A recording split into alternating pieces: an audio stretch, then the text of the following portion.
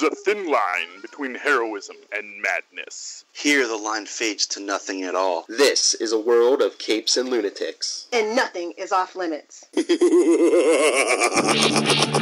Hello and welcome to Capes and Lunatics, episode 18. Kind of the same, kind of different this week. And I am here, Phil. Charlie's here. Good old Charlie, always here. The professor. Can't miss a class. Tyler might jump in at some point, but that darn Hurricane Irma, little hellfire stuck in the Middle Ages with no electricity. So we have today the fastest gunslinger in the West, Little Hellfire's hand-picked replacement, Miss Kelly Fitzgerald. Hey! Thanks. Woo, Kelly! She's awesome. Glad to be here with you guys. She's like, yeah, I'm glad to wake up on a Saturday morning. Aren't we all glad to wake up on a Saturday morning? Because what's the alternative? To not wake up on a Saturday morning? That would stink. Exactly. I meant sleeping in. Charlie's talking about grim death. It's the only alternative to waking up, man. That's true. Moving right along. So, hey, did you hear?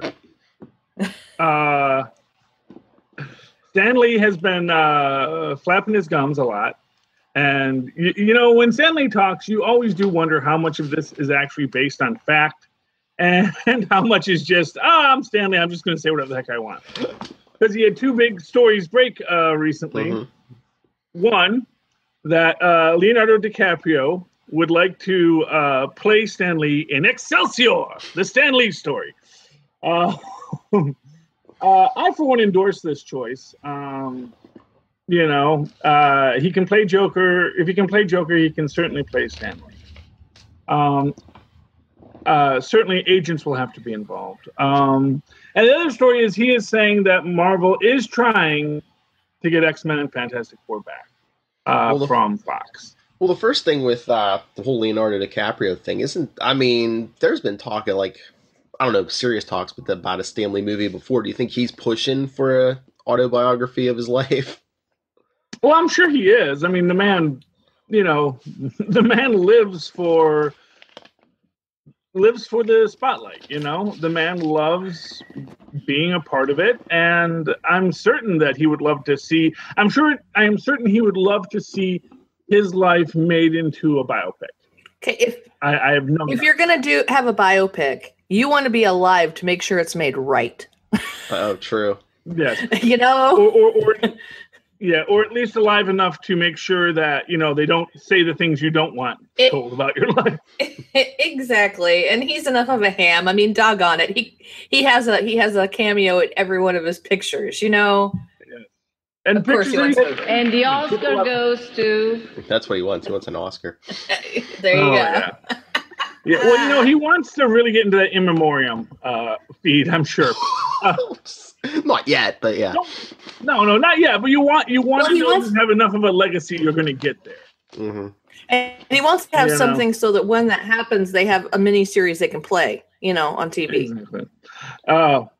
Exactly.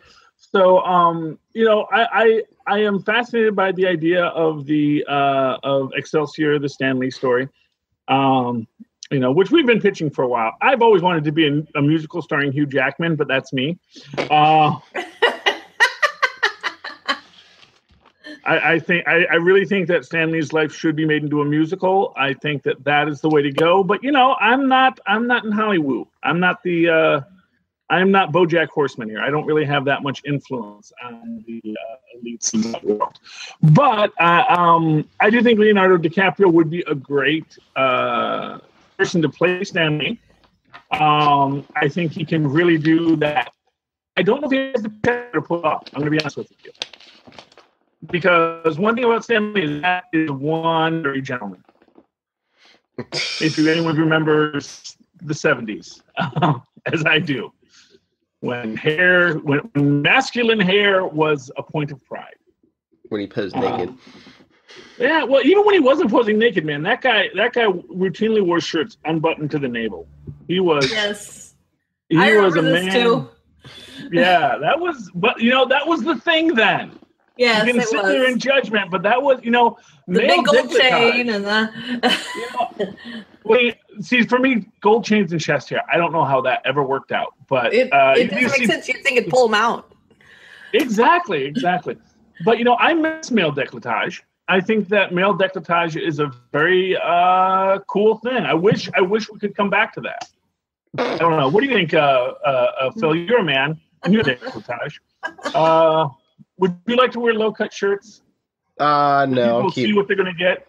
I'll keep my chest covered. I mean, Okay. Well, that's your choice, Phil. It is all personal choice.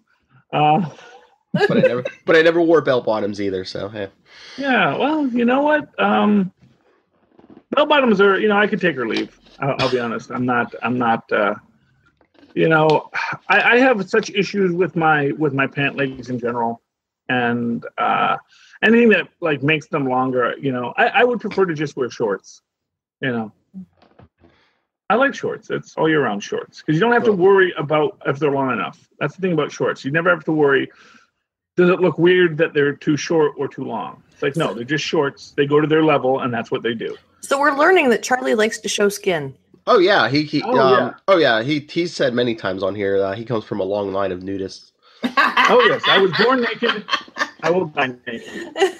I was so proud when my little son Tristan told me that he was born naked, and I was like, oh, boy after my own heart, and I love that.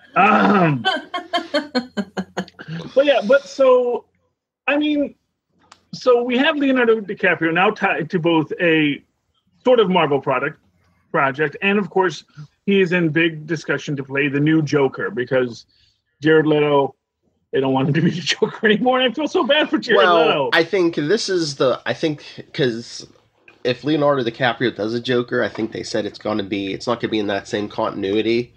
Because do you think that's the way they get a big name like DiCaprio's? They say, because he's not going to want to be signed for 20 DC movies. Well, why not? I mean, what's he doing?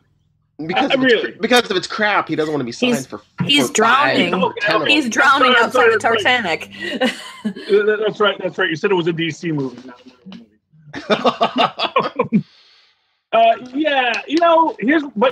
But not for nothing, he's playing the villain, and the villain doesn't always have to come back unless he's a good villain like Loki, and then they just keep on bringing him back until he becomes the hero. I don't know if you can ever really do the Joker as the hero. Yeah, but he's a Batman villain. I mean, they're all about Batman over there. Yeah, he's gonna ram everything Batman in every movie. They wanted to be, and then that kind of went south fast. And I don't blame Ben Affleck. People want to blame Ben Affleck. I don't blame the poor guy. I think the guy he has such bad luck with these things. He gets pulled in, and they're like, "Oh, hey, you're going to do great, and it's going to be this big blockbuster, and it's going to go for years, and you're going to have this great franchise. You just always have that $1 million in your back pocket." And then he's like, "Oh, but we actually got a bad writer for it, so I hope you don't mind. I hope you can rise above bad writer." And he's like, "Wait, what now?" And to that extent, that's why I feel bad about them not letting him write Batman, because I kind of feel like maybe he actually might have written something good for Batman, but because the Batfleck got such... Why did you say that name? Oh, God, yes. Don't ever say that name. Only Rob Southgate should say that name. It's good to know now, though, that Rob Southgate always knows he will never have to worry about being defeated by Batman.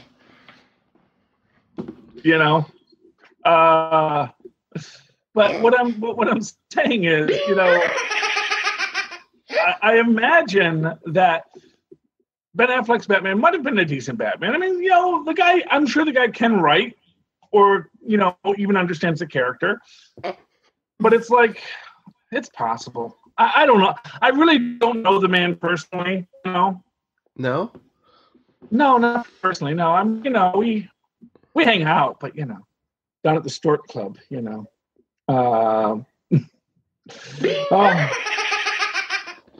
Yeah, no, I mean, but I think that maybe I think one of the biggest problems for DC is always that they get scared, and then they try to do something completely different.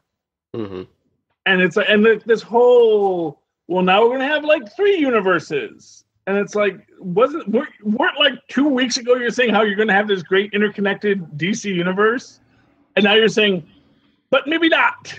You know? Yeah, it's very confusing because now they're going to have multiple movie universes, that TV universe is separate. Yeah, well, I can deal with the TV universe being separate. You know, I can deal with that. The TV universe had its existence first, and I'm not gonna hold them to making that be the same universe.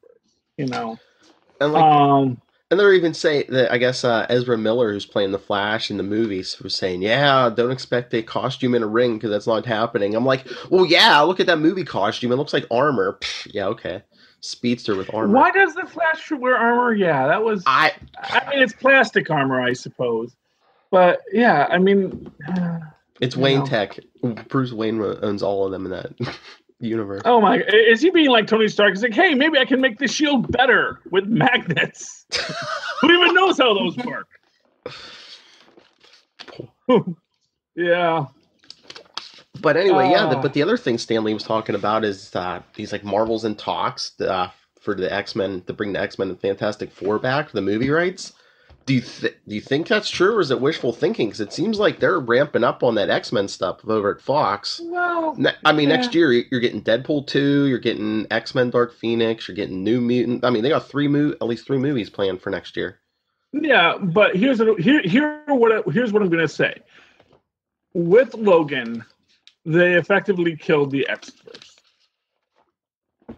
With the Old Man Logan, they effectively said, we're done with this story.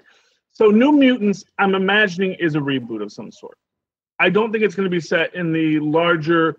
If you're going to have anything, you're going to see that it's going to be set in the Struckerverse with the Gifted.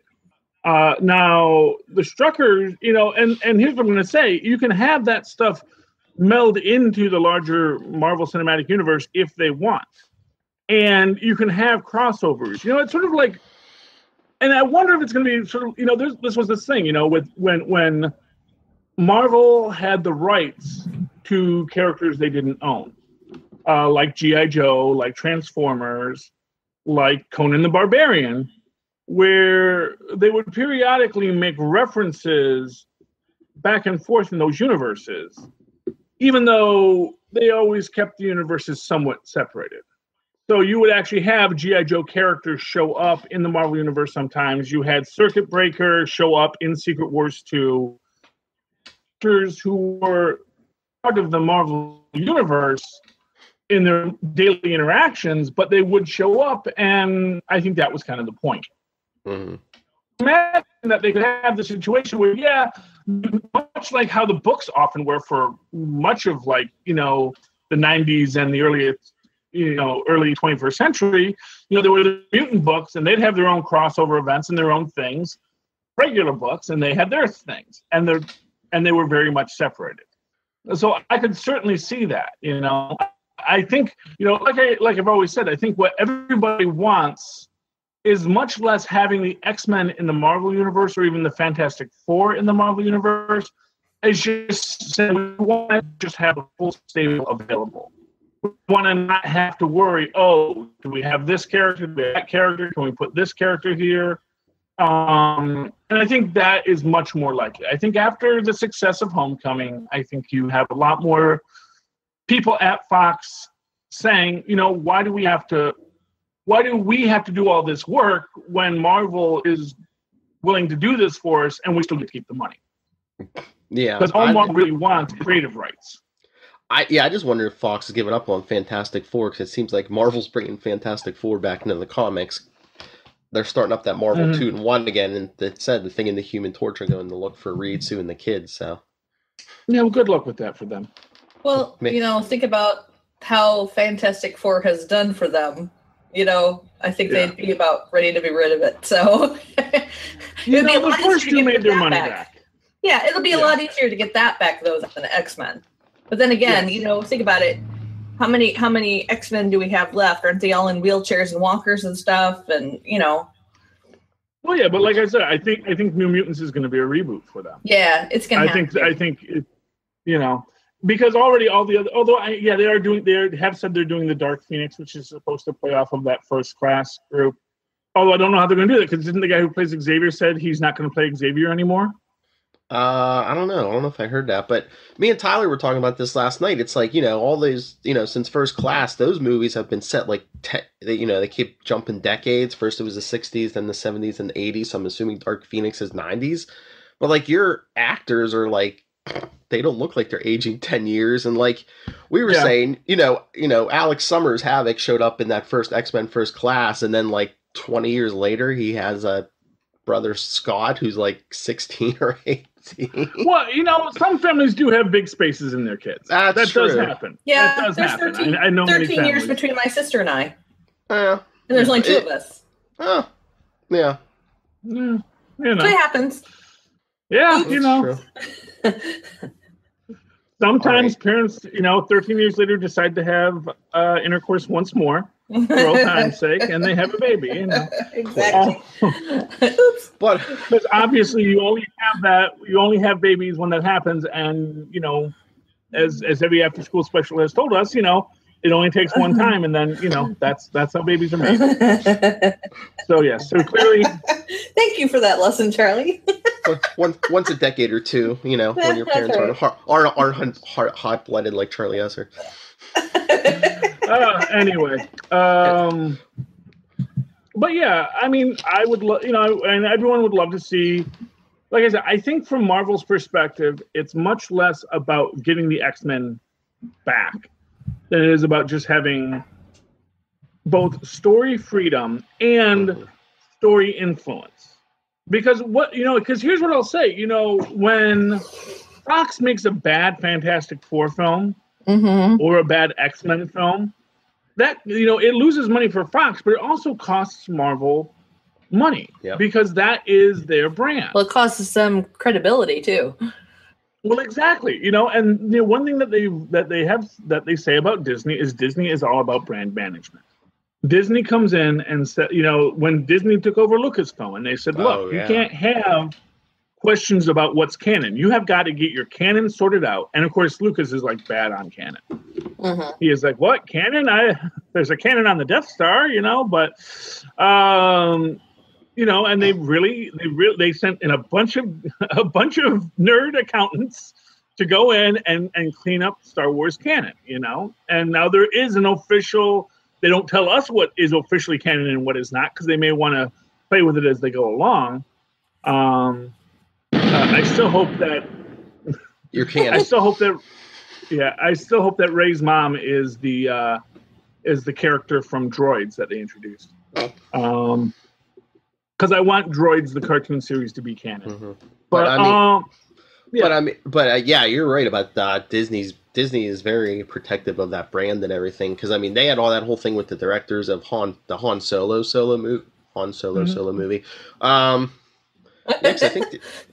think they've almost gone back to scratch with that movie, because I know there's one actor who they couldn't get back because he was busy doing something else, so they had to write that character out of the movie now. And yeah, well, but the thing to always remember about Disney and Marvel as well, they aren't in the business of making movies and comic books.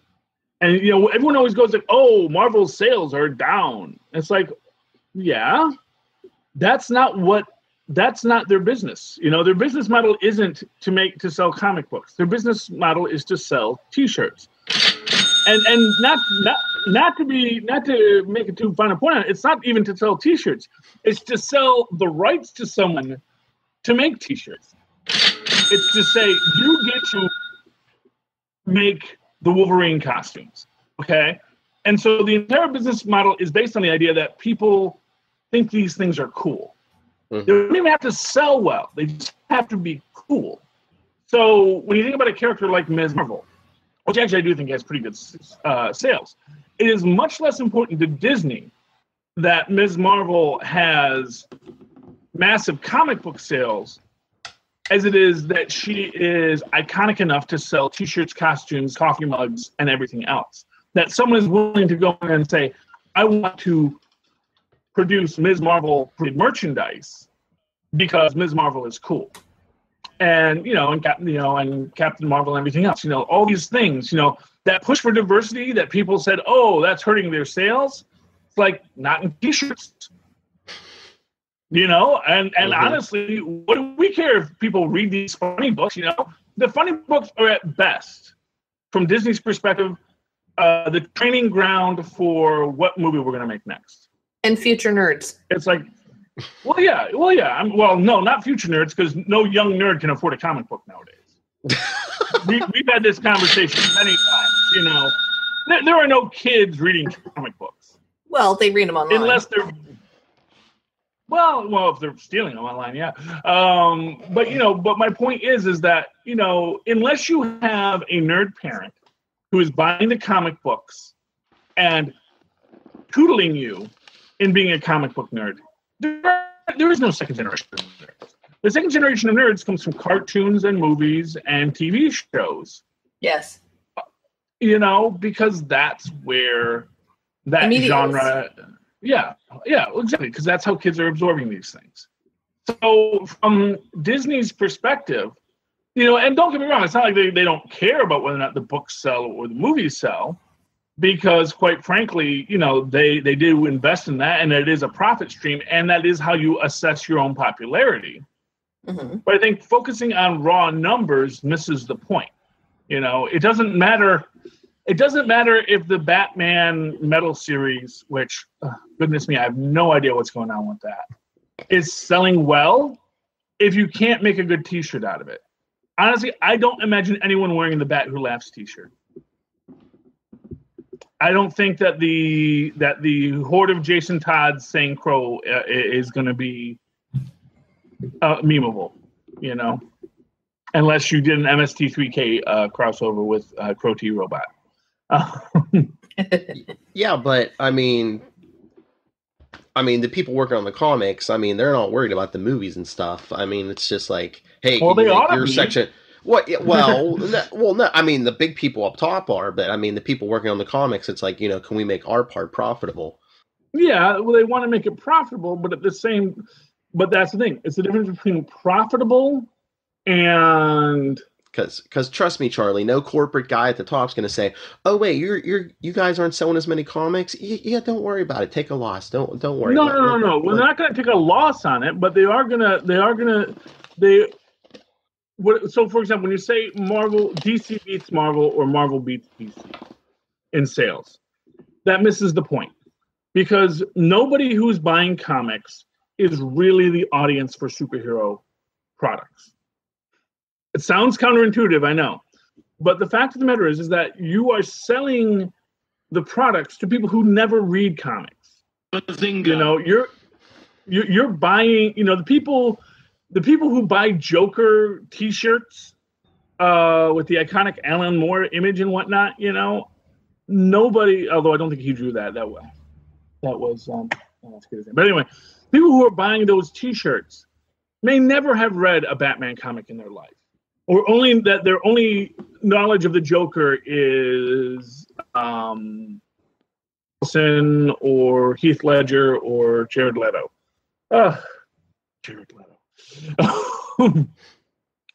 and to be honest with you, that is what is important from Warner Brothers' perspective. Yes, they want Suicide Squad to make a mint, but they also want Jared Leto to be a Joker people want to put on their T-shirt. They want that, and that is why Disney wants X-Men and Fox back. Not so much because they are so keen to make a Fantastic Four film even.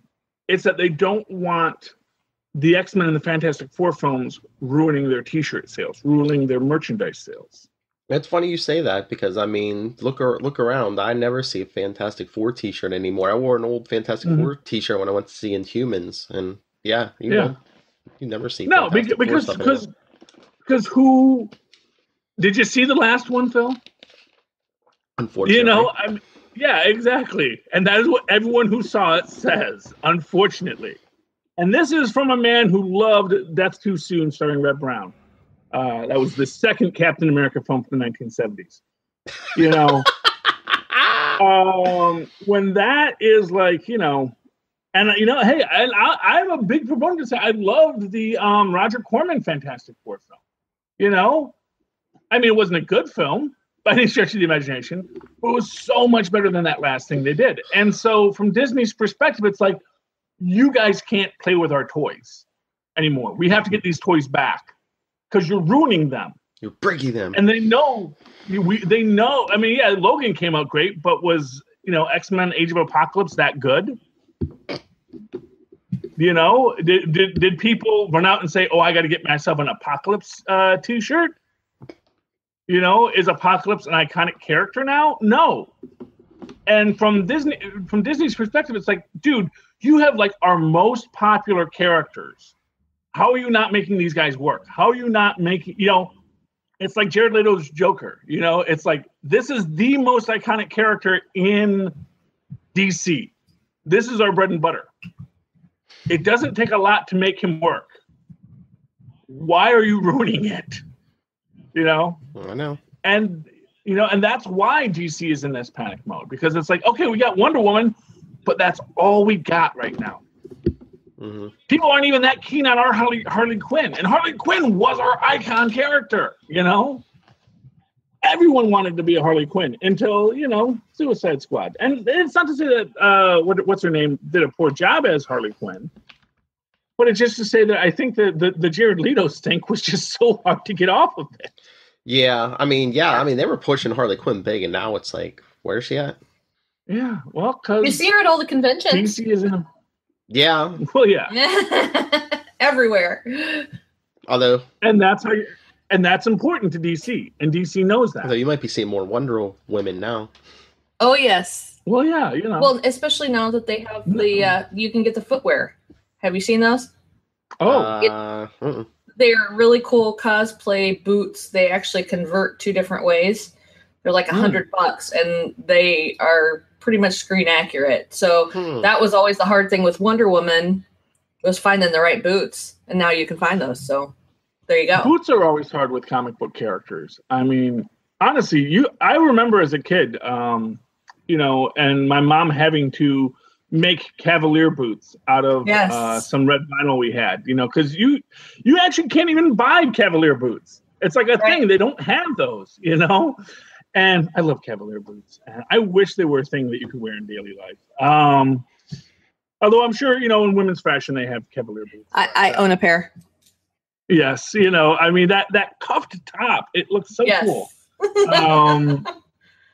And it still makes me mad that Cap doesn't wear Cavalier boots in the movies. But, you know, they want to be realistic.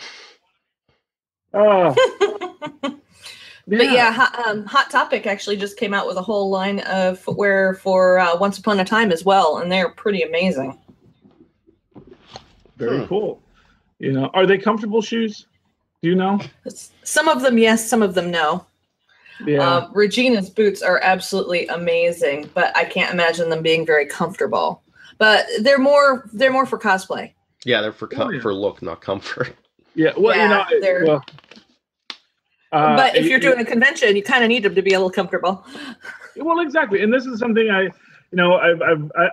my life philosophy on shoes is that, because I once dated this girl, and here we go. You know, I guess I've told Phil this story before. No. Oh, okay, no. I dated this girl, and she was complaining about her shoes, and I said, you know, life is too short to wear uncomfortable shoes, and she said, life is too short to wear ugly shoes.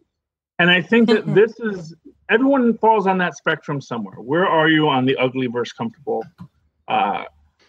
issue? And I think that, you know, when you can never find a pair of nice shoes that feel good, you know, that's the holy grail. Yes. Well, here, I'm going to post you guys a link. Oh, no. These are amazing. Here are the Wonder Woman boots. Okay, let's see. Hot Topic. Okay, it's loading. Are amazing. Oh, yeah. Oh, wow. Oh, yeah, they look like that armored, yeah. Yeah, and you can take the boot part off, and you have the shoe, if I remember right. Oh. Yeah, looks like you might I be able wish to. they were a little brighter colored. I'm going to be honest with you. I know that's very much I know it's movie accurate, but Yeah. I like Wonder Woman when she's a bit brighter colored. Yes, I like I the red, white, and understand. blue. I do understand. Let's see if I can find you the Once Upon a It's a little Time. goth for my taste. That's a World War I battlefield. Yes. Damaged, covered in dust, and Some of the boots from. No, I mean they're lovely. they're covered in hydrogen gas, Charlie. Oh, hydrogen gas. Now, are those leather straps or are those elastic? I don't know. I'd have to go back and look. Here's the Regina boots. On the bottom link, there's the Regina boots that are just, oh my. Holy crap! You might Yeah. hurt. You look like you might hurt your leg. Those do not look comfortable at all. No, but Although, but the other Once Upon a Time shoes, they actually have like boots and stuff, like Regina's boots and stuff, and they actually look like they would be comfortable. They have hook booties too, and those look comfortable. But I mean, some of these, I think it's great that someone's actually producing cosplay shoes, because that's one of the really hard things to find, especially if you're female. Boots, okay, those you can kind of muddle with, but a lot of these specialty footwear like Wonder Woman and that kind of stuff, you can't just find. So it's nice that we have the options. Well, yeah, as cosplay gets bigger and bigger, I think they're seeing, if we can make a lot of money. Yeah. And you know what? Let me tell you something. You know who makes the money off of those? ABC Disney and Warner DC. I mean, that is the money. That is where the money is. You're even starting to see they have a whole Outlander line of clothing at Torrid. So you've got kilts, and I mean, so it's not just comic book shows anymore, which is kind of cool. Oh yeah. Doctor Who, you can wear stuff every day. That's what I like. I like to wear a piece of fandom stuff, and I can wear it to work, but not a t-shirt, but I can give that little nod to my fandom while still being professional, and that's kind of fun. Exactly. And that is big money. That is where the money is in these things, Yep. It is so much, less about the original source product as, you need that source product, but it's really about how do we monetize it, and how you monetize it is by getting me or you or Phil. Could look at Phil's back wall, man. Yep. That is all money that Phil just said, here, Warner's Disney, have some of my money. I just have too much money. Please take some. And that is the business model. Right. Well, and it's the folks that are our age that are now getting into their earning years that can actually afford to do that. So well, exactly. That is why a bad movie is bad. Yes. Because if you can't sell someone to wear a thing T-shirt or to have a thing mug or thing rings, or you can't tie that in, if you can't get that Fantastic Four tie clip out the door for $50, you got a problem. You got a real problem at the Disney store. Right. And that's the thing. And Fox is not doing right by their characters. Like I said, getting Spider-Man back was less about having Spider-Man in the Marvel Cinematic Universe as it was about not letting Sony screw up their cash cow. It's like, look, we get this is really profitable for us. Stop screwing it up. And that is why DC is in such a panic mode right now, because they're like, they don't know how to stop screwing things up. I think they should give Kelly a job, because I'm pretty sure she's probably sold you on a kilt. I bet you're going to order a kilt today. Oh, first of all, I didn't need some TV show to make me want to order a kilt. No. If I had kilt money, I would be wearing a kilt right now. Okay. Get a Utilikilt. They got pouches for all your tech. Oh, I know. No, please, sweetheart. I love kilts. I would wear a kilt. I'd have a formal kilt, a work kilt, I'd love if kilts. And kilts are going to make a comeback. You watch. By the 22nd Hey, I saw century, kilts are going to I saw somebody at Menards last week in a kilt, a guy. So they're here already. Utility kilts are cool. Yeah. And you don't have to worry about bunching. It's good, you know? It's very, I look forward to, I for one, welcome our kilted overlords. And, I like to wear shorts. How am I not going to want to wear a kilt? How am I not going to want to wear clothing that is designed to not wear underwear with? Really?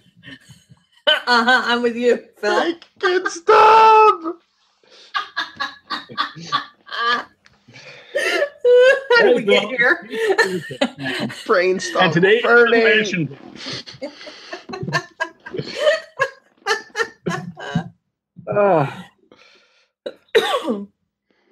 Oh my. Just can't get those images out of my head. Why are you thinking about what's under my kilt, Phil? That's all I got to know.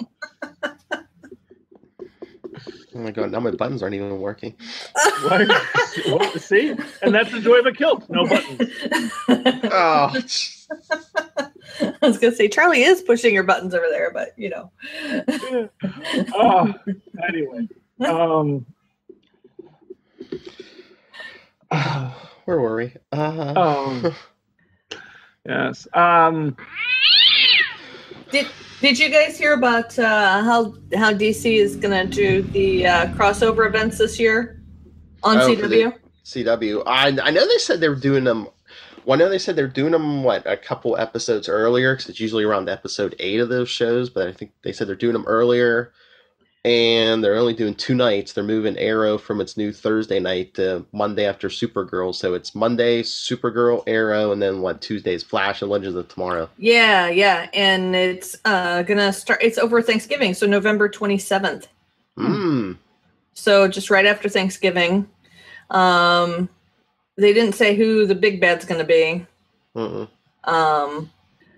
But Solomon Grundy.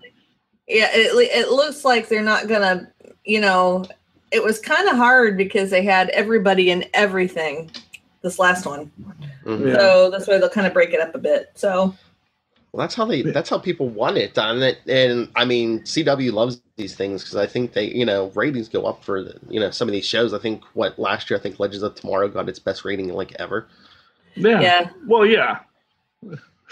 Of course, that wasn't that hard for them. well, yeah, and plus, I think this year again they make them the last part of the crossover. So yeah, if anyone's tuning in, they're tuning into that. And supposedly there's supposed to be a romance angle to part of this. Well, I think Barry and Iris are getting married this year, so I don't know if that's it or. I don't know. And I thought I saw something about a big part of the crossover is going to focus on Supergirl and her sister.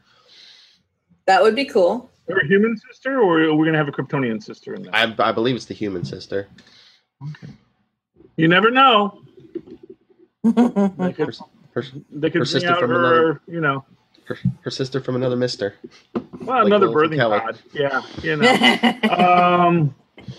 well, no, you just get the same actress, but you get her in a black wig, and then she's the evil version, just like on Bewitched, With, there you go. With cousin Serena, which they also did on I Dream of Jeannie too. Yes. Identical cousins, man.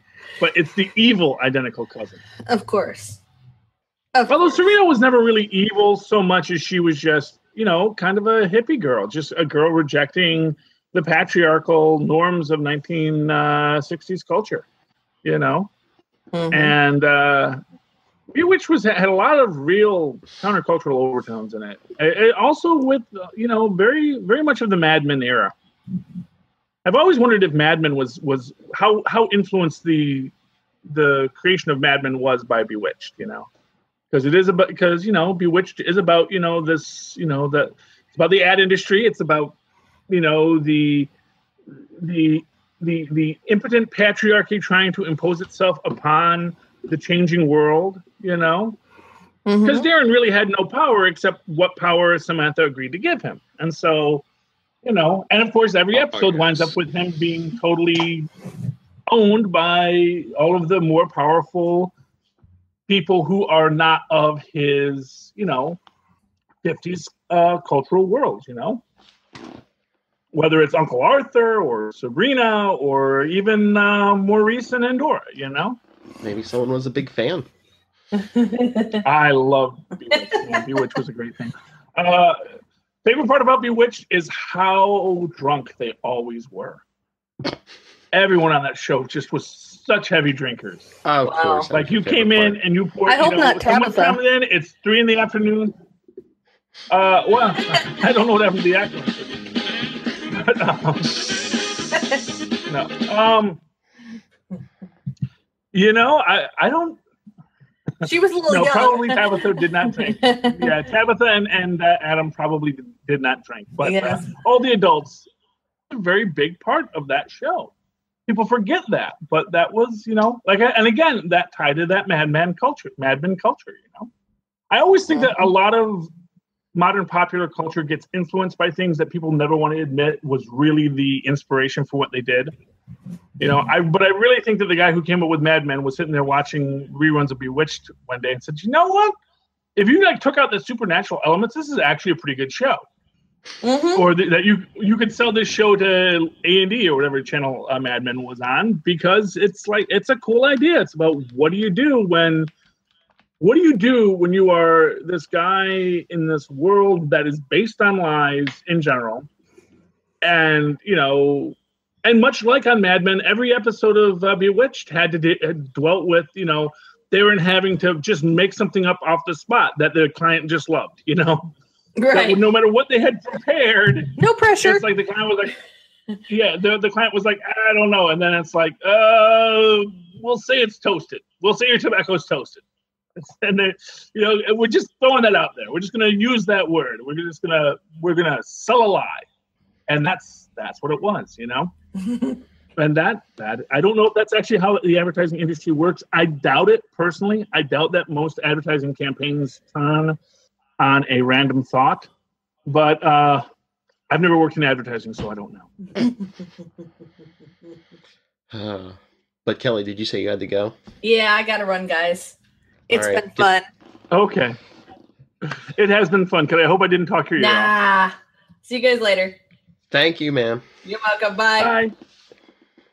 Band competitions, I think. Yeah, well, you know, we all got stuff to do.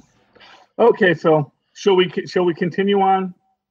Yes. Yeah. Secret Empire Omega or anything? Yeah, and which was the only book I read this week. I was gonna say any comics, but you didn't hardly read any comics. Yeah, Secret Empire Omega #1. What did you think? Yeah, I loved it, and I loved. You know, I'm trying to remember how it ended. I think it ends with. Let me just pull it out real quick. Yeah, I got halfway through my comics, and then I was like, I can't remember anything. I don't even remember if I read Hulk yet. Although I love the cover of the Hulk, man. Donuts. Angry donuts. And we do see that, yes, it is a gray She-Hulk. But, yeah, you know. Basically, Evil Cap, you know, still thinks he's in the right. He's like, you know, you guys are weak and too busy fighting amongst yourselves to save the world. You know, but of course, that is his point right there. That scene, that is what hinges the whole episode. And something I had said before, you know. Hydra. Well, you see who's saying Hail Hydra. Yes. One of his guards. Yeah. You know, that basically when Osborn took over S.H.I.E.L.D., a lot of S.H.I.E.L.D. guys were like, fine by me, man. You really thought Fury was such a great guy? You know? And it's just this reality that we're always on the precipice of this failure. And I loved what Cap says to other Cap in this, which is that, you know, I'm actually kind of glad. He said, you know, you think I'm mad at you? It's like, no, this is what I've been saying forever, that, you know, we put too much faith in us, you know? Mm-hmm. You can't trust superheroes. We're not nice people, you know? But that's the point, you know, it's like, yeah, great, I'm a great guy, but, you know, and for what it's worth, that is, I think, maybe even the best selling point about Captain America is that he is a guy who consistently says, you know, don't trust me just because I wear this uniform. Mm-hmm. You know, trust me for my actions, not just because of who you think I should be. And, for what it's worth. I mean, like I've said, that uniform has been drugged through a lot over the years, from William Burnside to everything else. It is, Secret Empire is a crazy thing, and I'm still waiting to see how it's all gonna finally play out, because there's still more Secret Empires coming, right? There's there's a second Secret Empire book, like a Secret Empire Omega. There's another book after Omega, I think, isn't there? There's more after. I don't know. Well, Legacy's that Marvel Legacy book's coming, but yeah, I don't know if they've said anything about it. A Secret Empire, but I'm sure that Steve Rogers will be back. Yes. Well, Steve Rogers is back, and evil Steve Rogers too. Like I said, yeah, that's what I mean. Evil Steve Rogers will be back. Rogers is Steve. Yeah. I really can't wait to see what they do with him. I can't wait to see what they do with these other super soldiers that are out there. It's going to be interesting to see how everyone plays out, how the lines fall with these characters. Yeah, I'm still waiting for someone to bring back Protocide, that. But I don't think anyone's going to bring back Protocide. You never know. You never know. Like I said, I liked him because he was cool, and I do think that there was a quality to him where, he was always very quiet, and I think people thought that meant that he, wasn't very bright, but I actually think it was the exact opposite for him, which was that because that, and this was this thing that I always make a point about with, most of these guys who get the super soldier serum is that they're already pretty intellectually top notch. So they notice when they get that physical strength, because that's not something they had before. But for Protocide's character, he always had physical strength. So he probably doesn't even notice that he's physically stronger per se, but he immediately notices how much smarter he is. And that's got to be even more overwhelming to him. Mm-hmm. And so, yeah, of course he's not going to talk much. At least that's my theory on him. I love my fan theories till some writer decides to throw them out.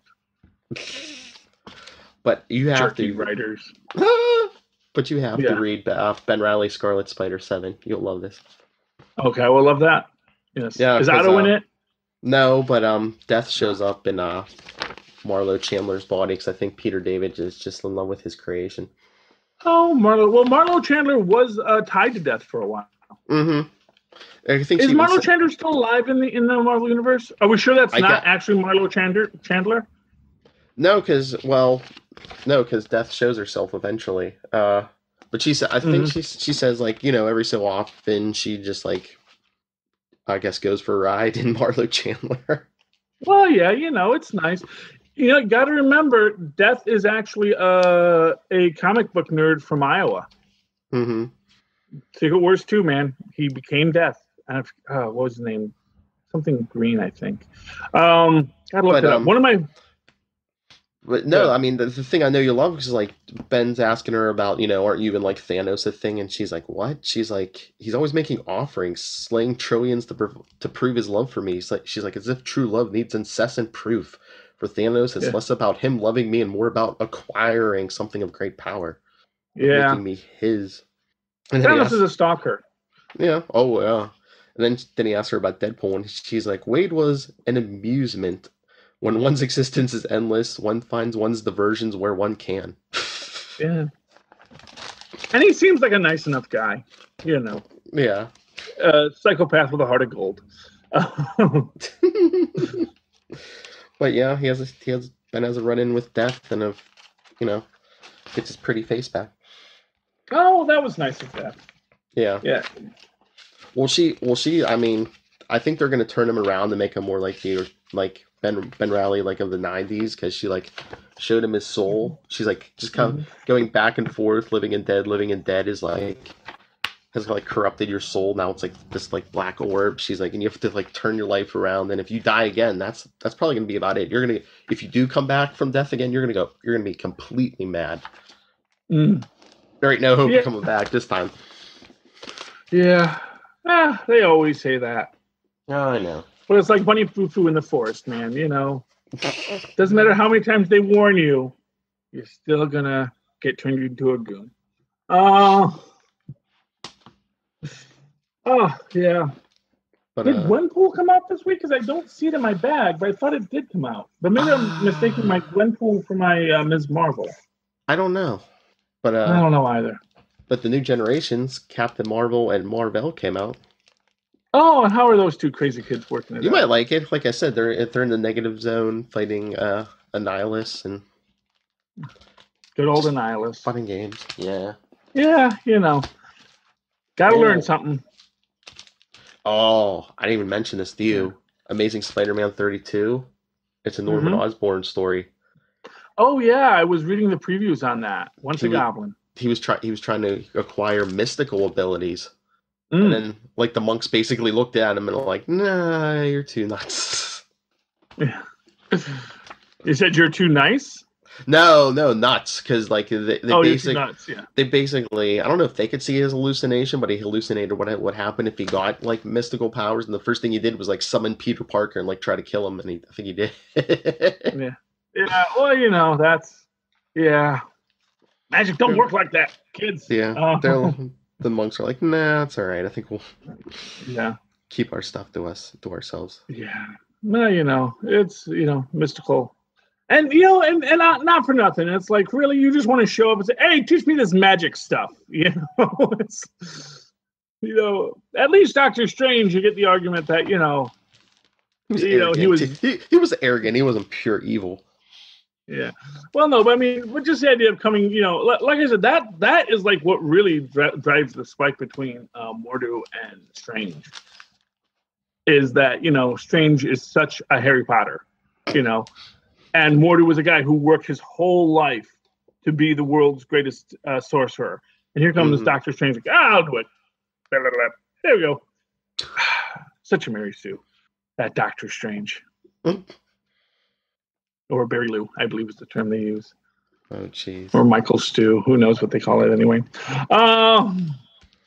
Deadpool 36, basically Deadpool's burning his whole life down. They're basically setting up despicable Deadpool because his daughter hates him now and leaves with the family she was living with. And Coulson, I guess Coulson's still dead? Agent Coulson is still dead?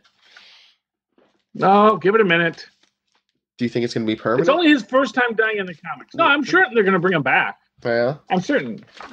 They brought Doc Samson back.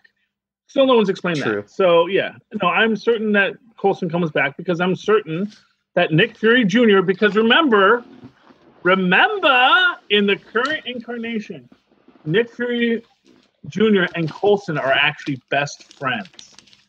Mm-hmm. People forget that. When they introduced Coulson, they introduced Nick Fury Jr. They were together from the very start. So if anyone's going to get some home-based protocol, last of the Infinity Formula that my dad forgot he hid somewhere, it is going to be Coulson. So yeah, no, trust me, Coulson's coming back. He's still on the TV show. They're not going to let him die. That's true. Branding. Unless Clark Gregg has something he doesn't want to tell us, Mm-hmm. Man. Still so sad they killed Victoria Hand in that series, though. I know. Look what I got. Nice, shiny Dark Knight's Metal #2. Oh, yeah. Is that the one with the bat that laughs? Or that? Oh, yeah. It's basically, there's a bunch of different metals in the DC universe. Nif metal. I forget all of them. And if Batman gets exposed, which the Court of Owls was like helping some demon do, then yeah, get all these evil alternate versions of Batman show up. He becomes a. Oh, are they from alternate universes, or what? Batman turned into these things, I think so. Or Batman? They said he became a portal for all these like evil Batman. Oh, for the evil Batman, yes. Yeah, because one's like the Red Death is like, I guess he has Flash powers. There's like a Green Lantern one, and there's like a Wonder Woman one. Yeah. So here's a question for you: with the Bat who laughs, who maybe he does have staying power because we're talking about him. He has the 4 Robins. Mm-hmm. Do you think they're all supposed to be Jason Todd's, or do you think there are Jason Todd, Dick Grayson, and who's the other one? Tim Drake. Drake. I don't know. Because I guess we'll find out. Because I think. Yeah. Because Yeah, they make the point about how they say is crow, crow, crow, and then when the bat who laughs wants to call them off, he says bar.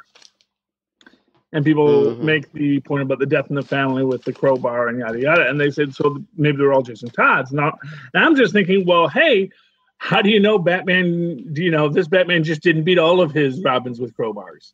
You know? Yeah. Oh, I didn't even think of quite that. get any of that, but yeah. But yeah, the Batman who laughs shows up about to show up in Teen Titans. Yeah, I had heard. Yeah. Not reading that book anymore. Well, Green Arrow showed up because, of course, it's the same guy writing Green Arrow and Teen Titans. So. Yeah, well, Green Arrow.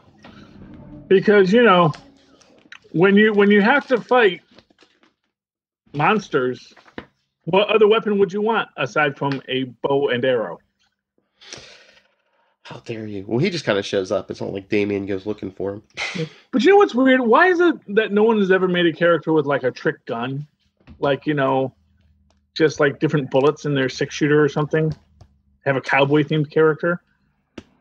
Like, not even like their cowboy themed characters ever do that. Like, don't worry, I got a freeze bullet in here, and like would flip the chamber around and got my boxing glove bullet. I swear that sounds like it sounds like that sounds familiar, but I couldn't tell you who that is though. I don't think there is a character like that. I think it's something everyone thinks should exist, but no one has ever made it exist. And it might be because, well, you can't have a character with guns like that, Mm-hmm. Oh, but you would think with all the cowboy characters, would think as back when all characters had some kind of theme that you would have been a cowboy character with trick bullets like that. Mm-hmm. But less so. I forgot the big news of the week. The book we got you hooked on, Lilith. We got him. Red Hood and the Outlaws. Yeah, I haven't read that either yet. And actually, I thought I grabbed that, but I'm not seeing that in my bag either. I gotta look around and see if my books got spread around my. Well, here's Squirrel Girl. Oh, there's Gwenpool. And there's Red Hood and the Outlaws. Okay, yeah, I found them.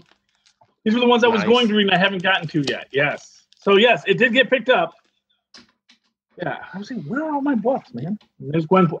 Love Gwenpool. Haven't read it yet. And this is Dark Gwenpool from the future. Ooh. When she goes evil and has fourth wall breaking powers, like literally breaking fourth walls, and you like realize, oh, that is a scary power. Yeah. I don't know. The Flash did it last season. Dark evil version. Oh, I thought you meant he broke the fourth wall. Well, he was in the Speed Force. He could kind of see stuff. So. Yeah. Well, if you break the fourth wall, the whole structure collapses. I learned that from Damage Control. Yes. Damage Control. Oh. Break the fourth wall, the whole structure falls down. Did you hear about the big reveal in Action Comics 987? Mr. Oz was revealed? Yeah, and not for nothing, CBR had predicted that like 4 weeks ago. Yeah, I did see, see it was. And they were like, oh, obviously it's Jor-El. And it's like, which is like, oh, great. Uncle Ben's back.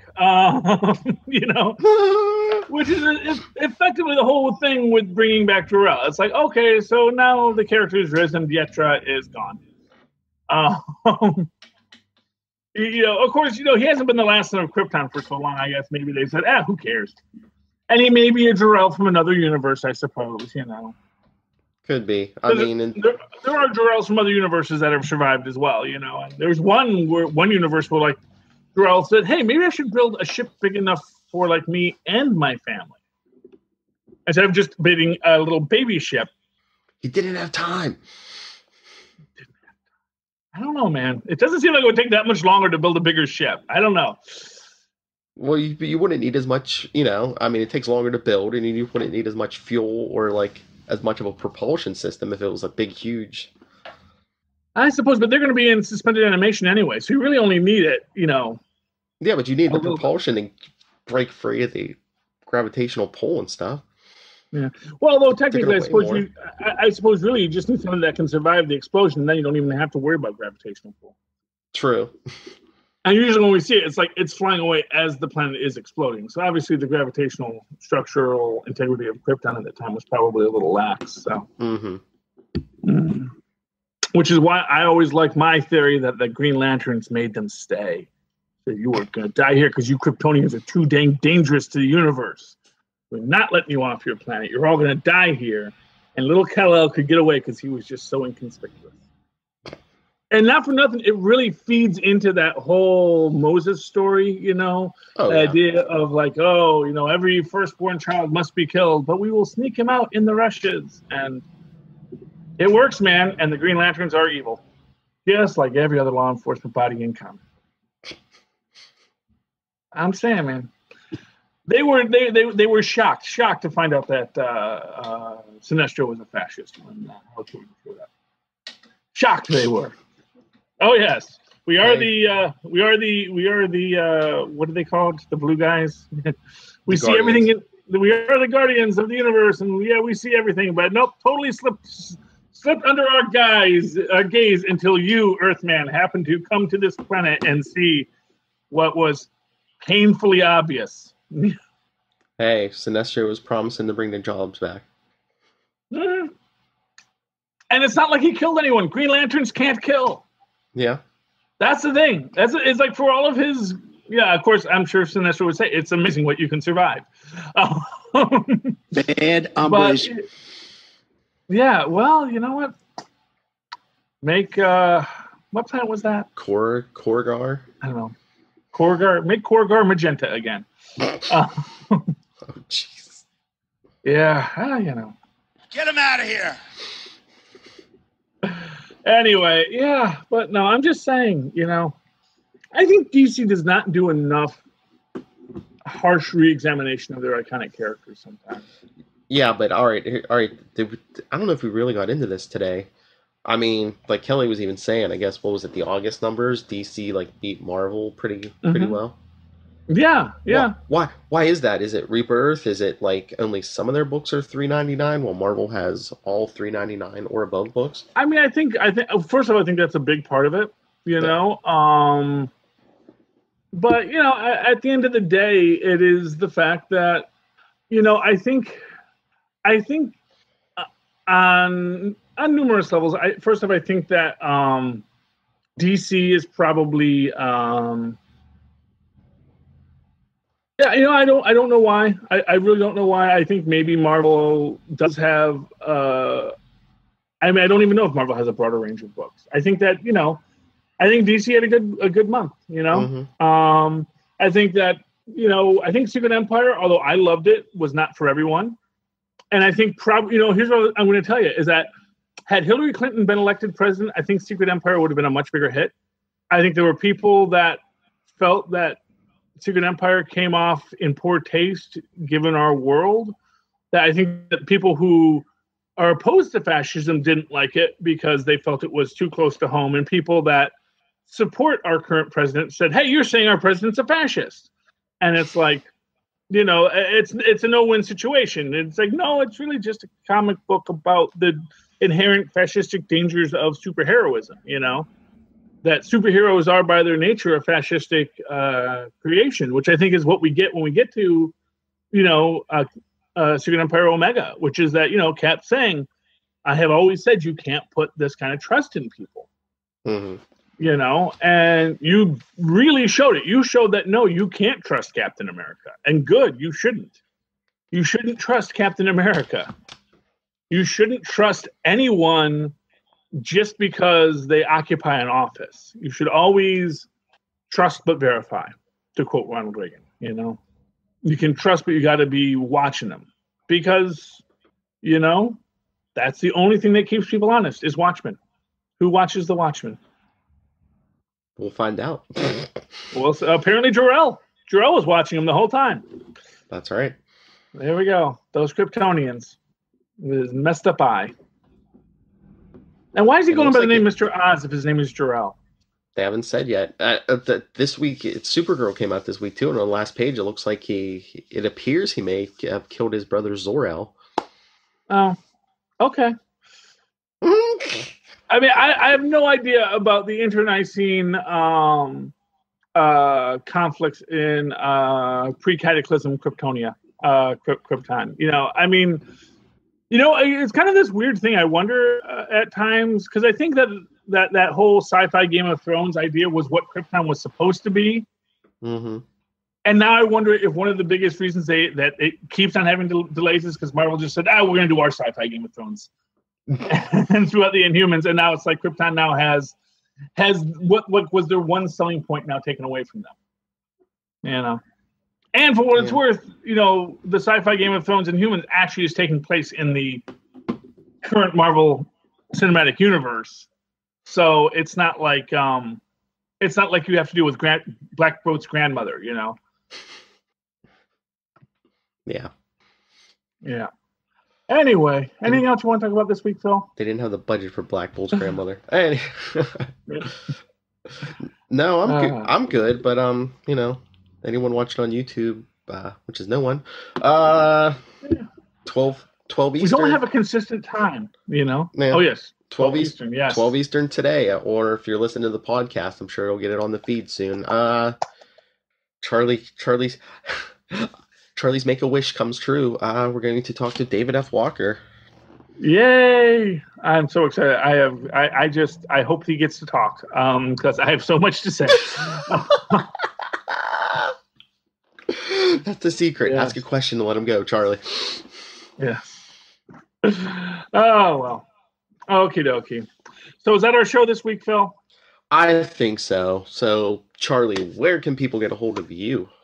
Well, you can always write to me in that old-fashioned email way, the way our Moz and Pods once did, at superconnectivityblog@gmail.com. That's superconnectivityblog, all one word, @gmail.com. And, of course, follow me on the Twitters as I live tweet Inhumans and Gotham and probably other things, including Agents of S.H.I.E.L.D. when they come back someday.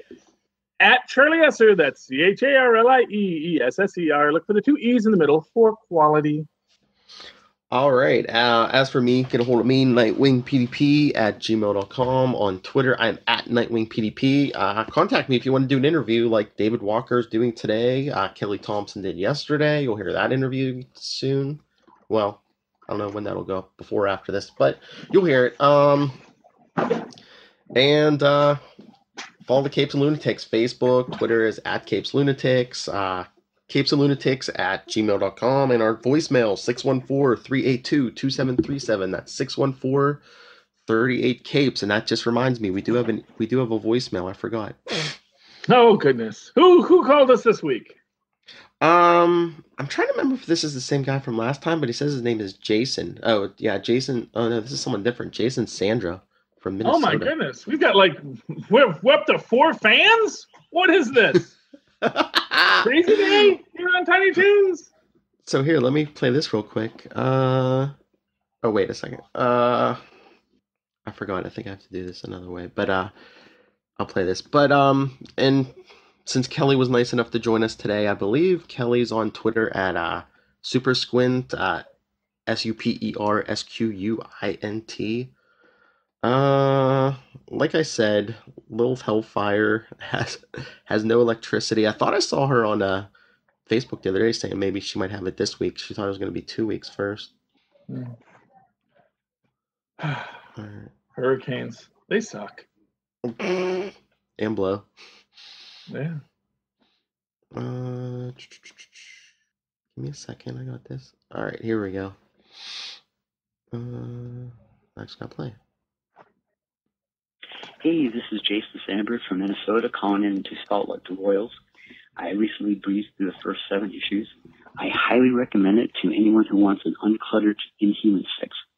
The synopsis is the deposed Inhuman royal family are led by Marvel Boy on a quest into space to uncover the origins of the Kree genetics program that created and seeded the Inhumans throughout the universe. It's a good read. I enjoyed all 7 issues, and there are 4 bonus reasons for you to give it a try. Bonus reason number 1 is Marvel Boy. In my opinion, the Grant Morrison Marvel Boy series was a highlight of Morrison's stint at Marvel. Marvel Boy is a favorite of mine. Always amused by how his anti-hero jerk attitude is a result of culture clash. This sets him apart from Namor or other heroes that rub people the wrong way. Bonus reason number 2 is Al Ewing. Al Ewing's work on U.S. Avengers made me eager to give Royals a try. He's doing a very good job of showing that even deposed Medusa is a regal and noble character. It's a joy to read. Bonus reason number 3 is the story happens in deep space, so it's unlikely to get bogged down in any forthcoming events or crossovers, so it should be a smooth read. Bonus reason number 4 to try out Royals is artist Javier Rodriguez is going to join with issue number 9. In his work on Spider-Woman and Doctor Strange and the Sorcerer Supreme, Rodriguez has treated this as some of the best 2-page spreads in recent history. He really plays with the art form, and he's doing amazing things with countable pages of storytelling vehicle. If you haven't checked out Spider-Woman or Doctor Strange and the Sorcerer Supreme, you should give those a try and try out Royals. Hopefully we can all pick it up and turn it into an ongoing. I think you'll enjoy it if you give it a chance. Have a great night. Take care. Bye. Very cool. So, see, you can talk to, I was going to say the world, but our 2 fans, yeah. Well, no, we're up to 4 at this point. I know. These are just the ones that have called in.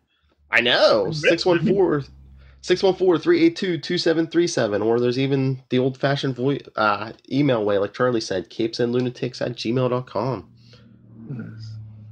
Jason, we're so glad to have you on our team, and yes. Call anytime, man. Oh, yeah. And we still have the Marvel Legacy contest. I haven't seen any entries yet.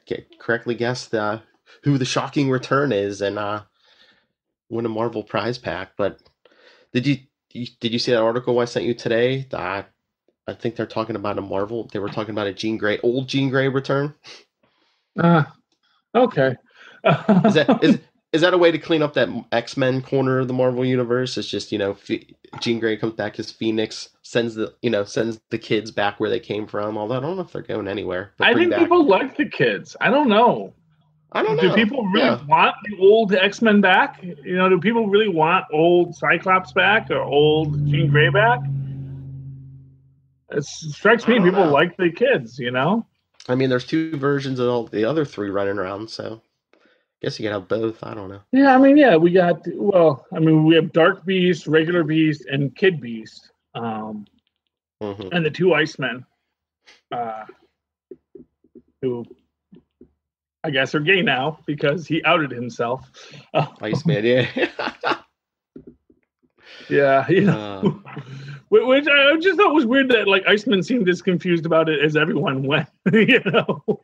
Yeah, I know. It was like, well, yeah, I guess it's kind of always been there, but just never had the courage to admit it to myself. And it's like, okay, sure, why not? That Jean Grey and her poking around in everybody's brain. That's why no one likes telepaths.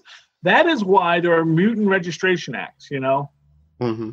Because people really don't care that much if you shoot laser beams out of your eyes, but you start poking around in people's brains, that's personal. That's personal stuff, man. Nobody wants that. All right, let's get out of here. Charlie has to put on his kilt and prepare for his interview with David Walker. Yes, I'm excited. Yes. Can't wait. You guys are great. Gonna talk Bitterroot. Next big hit of the season. So that has been your Capes and Lunatics. Next week, what do you think? We might have to review Gotham, because I think Gotham will be back Thursday. Oh, that'll be great, man. Can't wait to see young Bruce in his gimp gear. Oh. And hey, Butch might be Solomon Grundy. Looking forward to it. Of course, he says he's in gimp gear too, so who knows what happens. Oh, goodness. Hey, Phil, you know what we have been? We have been the Capes. Ampersand. The Capes. And the Lunatics. There we go. Go put your kilts on. Good night.